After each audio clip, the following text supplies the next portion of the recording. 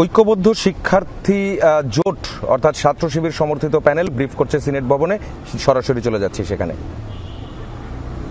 নাটক মঞ্চায়নে ফেল হওয়ার পরে আবার এই ধরনের আবার পাল্টা সহযোগিতা করে, এটা খুবই দুঃখজনক। প্রশাসনের কাছ থেকে অন্তত 24 পরবর্তী সময় এটা আমরা আশা করি নাই। তারপরে দেখেছেন ইউল্যাবে, আমাদের এই সিনেট ভবনের পাশে ইউল্যাবে সকাল 8টা থেকে 10:30 পর্যন্ত এই লম্বা সময়ে কোনো ধরনের মিডিয়াকে সেখানে ঢুকতে দেওয়া হয় নাই এবং কোনো ধরনের ইন্ডিপেন্ডেন্ট অবজারভারকে সেখানে ঢুকতে দেওয়া হয় নাই।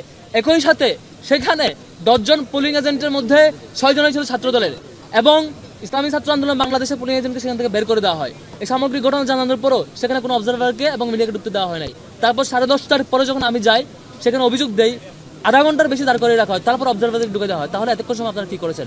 ইউল্যাবে শুধু এইটুকুর মধ্যে সীমাবদ্ধ না, 4টায় বুট কাস্টিং শেষ হওয়ার পরে বুট কাউন্টিং শুরু হওয়ার আগ মুহূর্তে প্রায় 1 ঘন্টার অধিক সময় ধরে কোনো সাংবাদিককে সেখানে ঢুকতে দেওয়া হয় নাই। কথা হচ্ছিল বিশ্ববিদ্যালয় সাংবাদিক সমিতির যারা সাংবাদিক আছেন, যারা অন্তত তাদেরকে ঢুকতে দিবে, তাদেরকেও সেখান থেকে বের করে দেওয়া হয়েছে, কোনো ধরনের অবজারভারকে রাখা হয় নাই।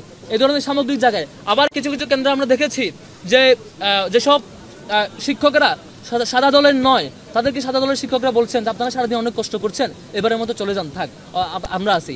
বেশ কয়েকটা জায়গায় তাদেরকে কিভাবে পার করে দিবেন, শুধু নিজেরা থাকবেন, সে ধরনের অপচেষ্টা লিপ্ত হয়েছেন। এগুলো খুব খুব বাজে অ্যাপ্রোচ এবং ঢাকা বিশ্ববিদ্যালয়ের শিক্ষার্থীরা এই রাজনীতি এখন আর খায় না। এখন নতুন যুগ। এখন শেখ হাসিনাকে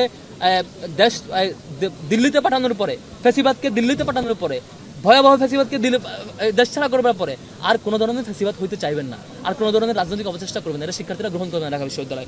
তারপরে আপনারা দেখেছেন খুবই লজ্জাজনক ব্যাপার, এই যে রোকেয়া হলের সেই ঘটনা যখন ধামাচাপা দিতে পারে নাই, যখন সিসিটিভি ফুটেজ থেকে চেক করে যখন ধরা পড়লো যেটা একটা নাটক মঞ্চায়ন ছিল, তারপরে তারা মব ক্রিয়েট করে সেখানকার শিক্ষকদেরকে বাজেভাবে লাঞ্ছনা করেছে। শুধু লাঞ্ছনা করে নাই, নারী শিক্ষক, আমাদের একজন সম্মানিত শিক্ষিকা, তার বিভিন্ন ফটো নিয়ে সেই দলের নেতা এবং কর্মীরা বাজেভাবে হুমকি দামকি এবং স্ল্যাট শেমিং পর্যন্ত করেছেন।